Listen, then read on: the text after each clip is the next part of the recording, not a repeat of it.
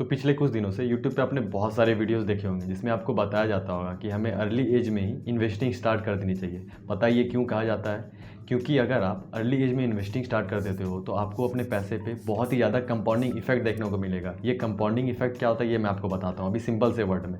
देखिए, आपके पास अगर बचपन में एक गुल्लक आपको मिल जाता जिसमें आप पैसे सेव करके रखते, आप गुल्लक में 1 रुपया डालते तो गुल्लक ऐसा जादुई गुल्लक होता कि आप उसमें 1 रुपया डाल रहे हो तो गुल्लक भी अपनी तरफ से 1 रुपया और बढ़ा के दे रहा, तो गुल्लक में कितना हो गया 2 रुपया। उसी तरह कंपाउंडिंग इफेक्ट काम करता है जब आप अपने पैसे को सेव करोगे पर मंथ या सेव करके कहीं रख लोगे और उसे कहीं इन्वेस्ट करोगे। जैसे आप म्यूचुअल फंड हो गया, स्टॉक मार्केट हो गया, इन सारे जगहों पर हमें पैसे क्यों लगाना है ये मैं आपको बताता हूँ। देखिए, आप कहीं भी अपना पैसा रख सकते हो, गोल्ड में, एफडी में, आरडी में, ज़मीन खरीद के कहीं भी।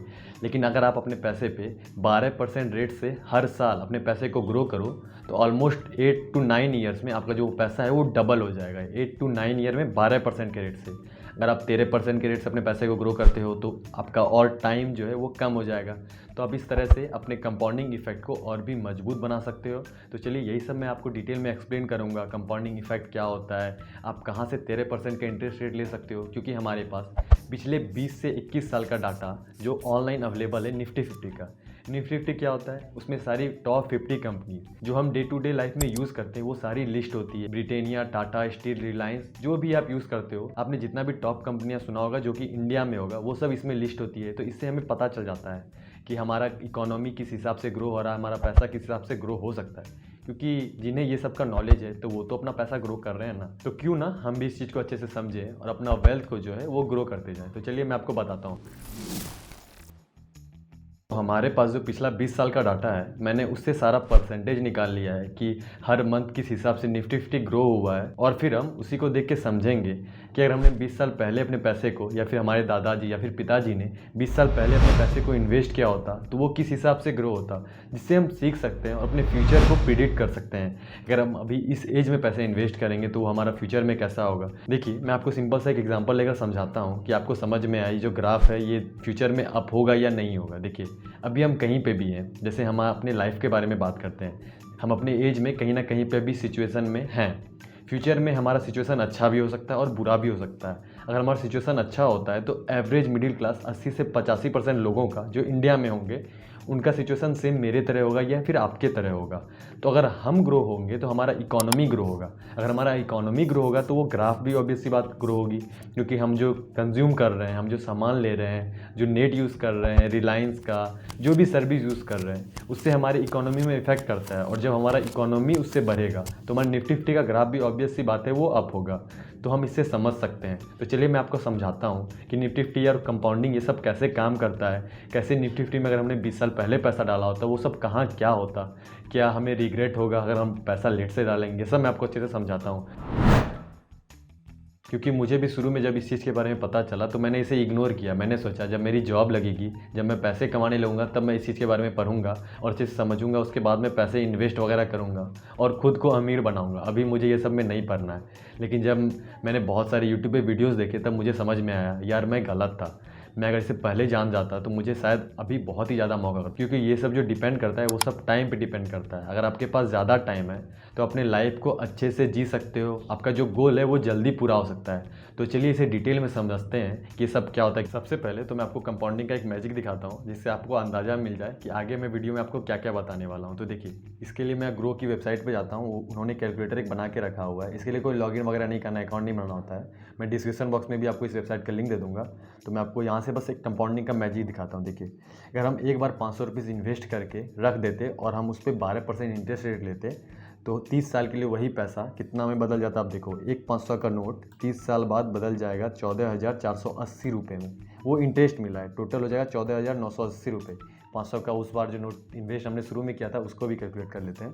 तो टोटल कितना, वो 15,000 अप्रॉक्स में बदल गया। एक 500 का नोट 30 साल बाद 15,000 में बदल गया। ये बस मैं आपको झूठ का नहीं दिखा रहा हूँ, ये 13% के रेट से अगर ग्रो करोगे उसका डाटा है। ये रियल लाइफ में कैसे काम करता है ये भी हम देखे चलते हैं। देखिए, ये रहा हमारा निफ्टी 50 का ग्राफ। 20 साल पहले देखो इसका प्राइस कितना कम था और आज के डेट में आप 2020 ही लेके चलो, 2020 में आपका प्राइस देखो करीब 12,000 इसने टच कर चुका था और अभी तो ये 18,000 लगभग पहुंच चुका है। ये 20,000 भी हमको लगता है क्रॉस कर ही देगा। तो देख रहे हो ये किस हिसाब से ग्रो करते जाता है। और ये ऑब्वियस सी बात है ग्रो करेगा, क्योंकि हम लोग ग्रो कर रहे हैं, कंपनी ग्रो कर रही है, तो हमारा पैसा भी ग्रो करेगा। देखो जो शुरू में अभी पैसा इसमें डाला होता तो उसका तो पैसा अभी के टाइम में या फिर 1 साल पहले भी, या फिर 1 साल या 2 साल पहले ही आप लेके चलो, पैसा तो बढ़ता ना। सेविंग अकाउंट में हमें कितना रिटर्न मिलता है? 3%। 3% कितना होता है? कुछ भी नहीं। 3% तो आप ऐसे ही खर्च कर देते हो पर मंथ अपने पैसे का। तो ये था निफ्टी 50 का रियल लाइफ डाटा। अब हम बात करते हैं कि अगर हमने 2000 ईस्वी में कुछ पैसे डाले होते तो पर मंथ वाइज वो कैसे ग्रो होता, और हमें 2020 के दिसंबर में वो पैसा कितना में बदल जाता। यानी कि हमने अगर शुरू में एक 500 रुपीज़ का नोट डाला होता तो वो 2020 के अंत में कितने में बदल जाता। उसका मैंने सारा डाटा कैलकुलेट करके एक चार्ट बनाया है MS एक्सेल में, उसे हम देखते हैं और चलिए समझते हैं। तो इसके लिए मैं आपको MS एक्सेल पे लेके चलता हूँ, वहाँ पे डिटेल में दिखाता हूँ। तो देखिए यहाँ पे आपको सारा परसेंटेज वाइज दिखाई दे रहा होगा कि 2000 ईस्वी के जनवरी में अगर हमने पैसे डाले होते तो वो 4% से ग्रो होता, फरवरी में 7% से, यानी कि टोटल 11% समथिंग से ग्रो हो चुका होता, और मार्च में अगेन 7% से डाउन हो जाता, तो -7%।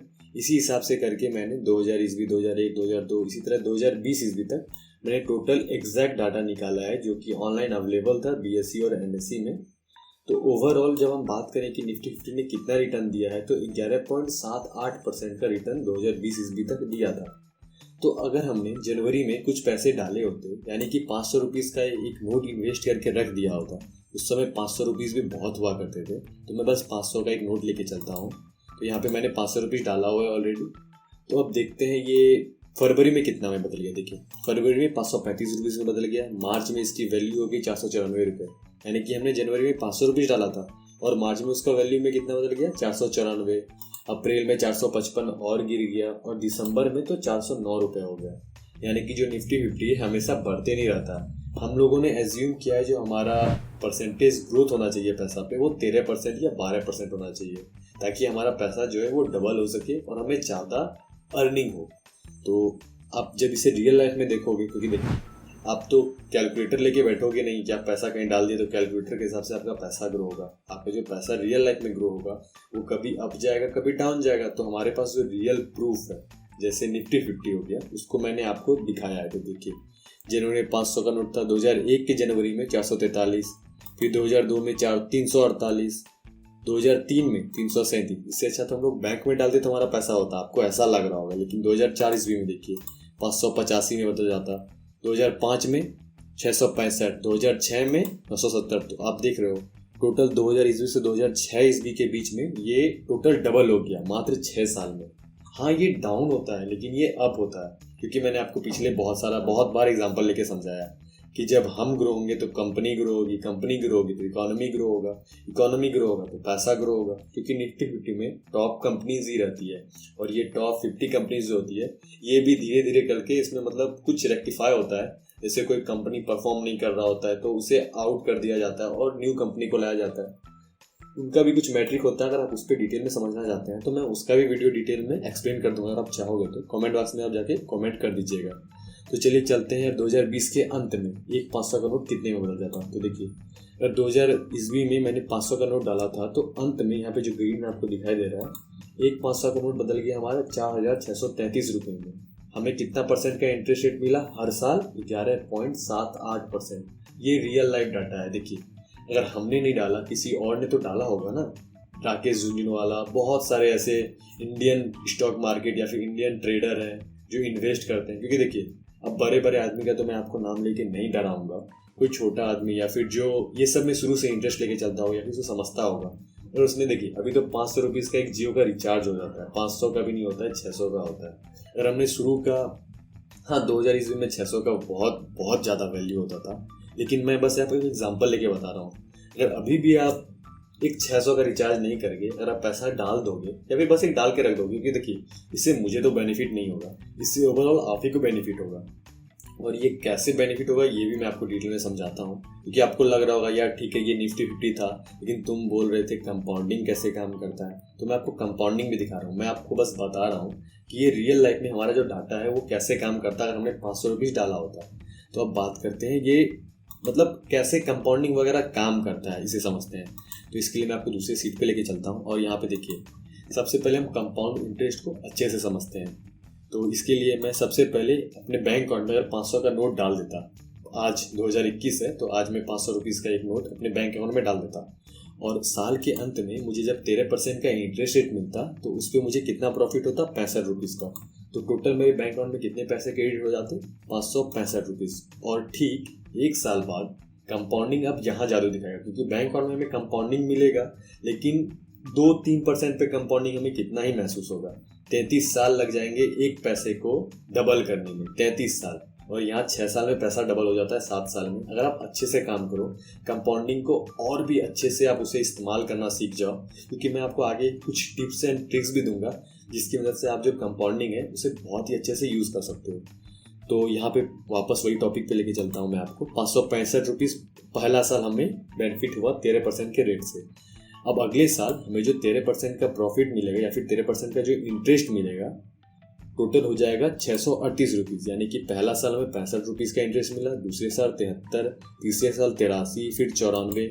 मतलब एक 500 का नोट मैंने बस डाल के छोड़ दिया था, मतलब एक जियो का रिचार्ज मैंने डाल के छोड़ दिया था। तो आप यहाँ पे देखो 4 साल बाद 815 रुपीज़ में बदल गया ये। मतलब 13% ये फिक्स है। कंपाउंडिंग ऐसे काम करता है। तो आपको लग रहा हो यार चलो ये कंपाउंडिंग आपको इंग्लिश में समझ नहीं आ रहा है, तो मैं आपको हिंदी में समझाता हूँ। देखिए नॉर्मल सा, आप कभी भी दूध गर्म करते होगे तो आप जब दूध गर्म करते होगे उसे छोड़ देते होगे तो उसके ऊपर एक छाली बन जाता होगा। अब कंपाउंडिंग क्या होता है, अब दोबारा जब दूध गर्म करोगे और छाली को नहीं हटाओगे, जब दोबारा दूध गर्म करोगे तो छाली के ऊपर एक और छाली बनता है। तो वही कंपाउंडिंग हुआ, एक लेयर के ऊपर दूसरा लेयर, क्योंकि उसी से धीरे धीरे ग्रो होता है। और पैसे के मामले या फिर नंबर के मामले में देखिए, हमें बचपन में भी सिखाया जाता था कि कंपाउंड इंटरेस्ट क्या होता था, लेकिन कंपाउंड इंटरेस्ट का जो फॉर्मूला था ना वो बहुत ही टफ था। वहीं बात करें सिंपल इंटरेस्ट की तो P/R/T/100 था, इतना आसान। लेकिन कंपाउंड इंटरेस्ट में ये बहुत टफ था, तो हम लोगों ने समझने का कोशिश भी नहीं किया और हमारे टीचर अच्छे से समझाते भी नहीं थे। तो एक 500 का नोट 10 साल बाद बदल जाएगा 13% के इंटरेस्ट रेट में 1698 रुपीज़ में, यानी कि अप्रॉक्स 1700 रुपीज़ में। एक 500 का नोट 10 साल बाद 1700 में बदलेगा अगर 13% के इंटरेस्ट रेट से ग्रो करेंगे। और आपको पता है, देखिए मैं आपको निफ्टी फी एक डाटा दिखाता हूँ। इधर ठीक 2020 में जो हमारा कोविड आया था, अगर हमने उस समय पैसे डाले होते तो अप्रॉक्स हमारे 1 साल भी नहीं लगता हमारा पैसा डबल हो जाता। देखिए मैं आपको तो ये नहीं बोल रहा अगर आपको अभी पता है तो आप पैसा डालो, सब पैसा डालो, नहीं। अगर आपने थोड़ा भी पैसा डाल के रखा था या फिर आपको इस चीज़ की नॉलेज भी होती तो आपको अभी कुछ ना कुछ तो प्रॉफिट होता, क्योंकि इस बीच में मैंने भी प्रॉफिट किया और बहुत सारे लोगों ने प्रॉफिट किया है। कितने तो इतने पैसे वाले हो गए कि मैं आपको बता भी नहीं सकता। मैंने कितने के पोर्टफोलियो जाके खुद देखे हैं। उसने 2020 में या फिर उस बहुत साल पहले से वो इन्वेस्ट कर रहा था, क्योंकि बहुत लोग इन्वेस्ट करते हैं, सेविंग अकाउंट में पैसे रखेंगे, FD में रखेंगे, कई आदमी तो गोल्ड खरीद के भी रखते हैं। देखिए आपको जहाँ अच्छा लगता है वहाँ कीजिए, लेकिन ये जो आप इस चीज़ को कभी इग्नोर नहीं कर सकते हो कि निफ्टी 50 या फिर म्यूचुअल फंड, शेयर मार्केट, ये अब कितना भी आपको लगे कि नहीं ये सब चीज़ बहुत ही बेकार है, ये सब जुआ है, नहीं। अगर आप इसे अच्छे से समझ जाओगे तो अपने पैसे को बहुत ही जल्दी ग्रो कर सकते हो। क्योंकि मैं आपको एक SIP करके दिखाता हूँ। देखिए मतलब SIP और EMI का क्या डिफरेंस है ना, शायद आपको ये समझ में नहीं आ रहा होगा। मैं आपको पहले बता देता हूँ क्योंकि ये चीज़ भी बहुत ही ज़्यादा ज़रूरी है। देखिए लोगों को क्या लगता है ना, जब हम EMI पे करते हैं तो हमें हर मंथ EMI देना होता है। ऐसा क्यों होता है? क्योंकि हम एक प्रोडक्ट परचेज कर लिए हैं, अब हमें उसका प्राइस तो पे करना होगा। लेकिन SIP में ऐसा नहीं होता है, वो आपका मन है, आपका विल है। अगर आपको पैसा पे करना है तो आप करो, अगर नहीं मन है तो आप मत करो, सिंपल सा। कोई फोर्स नहीं करेगा। कोई आपको सेविंग करने के लिए फोर्स कर सकता है? नहीं। अगर आपके पास पैसा इमरजेंसी में है तो आप उस पैसे को विड्रॉ भी कर सकते हो। ये बहुत ही आसान है। अब चलिए मैं आपको SIP में दिखाता हूँ कि अगर आप पर मंथ 500 का ही SIP करोगे तो 30 साल बाद या फिर 35 साल बाद या फिर 10 साल बाद ही उसका वैल्यू कितना हो जाता है। मतलब पर मंथ 500। अब ऐसा नहीं है कि 500 रुपीज़ आप पर मंथ डाल रहे हो, इतना पैसा हो गया तो फिक्स है।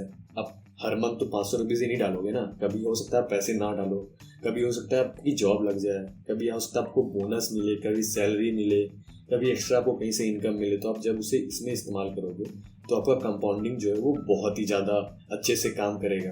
तो यही था एक ट्रिक। और भी ट्रिक है, जैसे आपको पता है अभी कोविड है या फिर कभी आपको पता चले, देखिए आप ये तो कैलकुलेट नहीं कर सकते कि मार्केट जो है वो हमेशा राइज करेगा, गिरेगा भी। और जब आपको गिरेगा तो आपको ग्राफ में या फिर पोर्टफोलियो में शो होगा कि जो आपका प्राइस है वो गिर गया है। मतलब आपका जो शेयर का या फिर म्यूचुअल फंड का प्राइस है NAV कोई भी आप म्यूचुअल फंड भी बाय करोगे उसमें भी आपको एक एनएवी मिलता है। जब आप देखोगे कि वो माइनस में जा रहा है तो वहाँ पे आप थोड़ा इन्वेस्ट और भी ज़्यादा कर सकते हो। इससे क्या होगा, जो आपका एवरेज प्राइस होगा वो कम हो जाएगा। जब एवरेज प्राइस कम हो जाएगा तो आपको और भी ज़्यादा इफेक्टिव होगा जब आपका वो अप होगा दोबारा, क्योंकि आपको मैंने पिछला बहुत सारा एग्जांपल देके दिखाया कि अब तो होना ही है। और ये आप पिछला 20 साल का दे सकते हो। देखिए, मैं आपको ये नहीं बोलूँगा कि आप सारा पैसा डालो, इमरजेंसी फंड रखो, सेविंग अकाउंट में कुछ पैसे रखो, कहीं एफडी करके रखो, गोल्ड करके रखो, थोड़ा पैसा इसमें भी डाल के रखो, क्योंकि इससे क्या होगा ना, आपका पैसा जो है आपके लिए काम करेगा। तो इतना ही था, बाकी तो आपको सब समझ आ ही गया होगा। अब मैं आपको एक ग्राफ दिखा देता हूँ जो कि निफ्टी 50 का रियल ग्राफ है, जो कि रोलर कोस्टर की तरह आपको दिखाई दे रहा होगा। क्योंकि देखिए, हम एक्सपेक्ट करने लगते हैं जो हमारा पैसा होगा अगर 13% या कोई भी सर्टेन परसेंटेज से ग्रो हो तो वो एक्सपोनेंशियली ग्रो होगा, लेकिन रियल लाइफ में ये ऐसे काम नहीं करता है। पीछे तो आपको मैंने जितना कुछ बताया उससे आपको सब समझ में आ गया होगा। अब मैं आपको कुछ म्यूचुअल फंड के कुछ एग्जांपल दे देता हूँ जिन्होंने भी बहुत ही अच्छा परफॉर्म किया है। तो सबसे पहला तो आपका एक पारंपरिक हो गया, और दूसरा आप निफ्टी 50 का कोई भी म्यूचुअल फंड बाय कर सकते हैं। निफ्टी 50 का direct mutual fund, regular mutual fund नहीं, क्योंकि उसमें ज़्यादा एक्सपेंस रेशियो होता है। तो आप कोई भी म्यूचुअल फंड बाय कर लीजिएगा। पारंपरिक में आपको इंडिया के बाहर के भी कुछ स्टॉक्स मिलते हैं, यानी कि उसमें इंटरनेशनल एक्सपोजर भी है, तो आपका जो पैसा है वो थोड़ा जल्दी और ज़्यादा परसेंटेज रिटर्न देता है। तो आप ये सब कुछ देख सकते हैं। बाकी अगर आपको कोई भी टॉपिक समझ में नहीं आया, आप चाहते हो कि मैं उस पर डिटेल में बताऊँ, तो कमेंट बॉक्स में मुझे पूछ सकते हैं, या आपको कोई मदद चाहिए तो आप मेरे इंस्टाग्राम से मुझसे बात कर सकते हैं। तो इसी के साथ मैं इस वीडियो को यहीं पे रैप करता हूँ। अगर आपको वीडियो का कोई भी पार्ट नहीं पसंद आया तो कमेंट बॉक्स में जरूर करके बताइएगा कि कहाँ आपको वीडियो में परेशानी हुई, ताकि मैं उसे इम्प्रूव कर सकूँ। और आप सब्सक्राइब अगर अभी तक नहीं किए हो तो प्लीज़ सब्सक्राइब कर लो, क्योंकि उससे मुझे बहुत ज़्यादा मोटिवेशन मिलती है और मैं कोशिश करता हूँ अपने आप को और भी इम्प्रूव करते जाऊँ। तो इसी के साथ मिलता हूँ अगली वीडियो में। टिल देन, जय हिंद, जय भारत।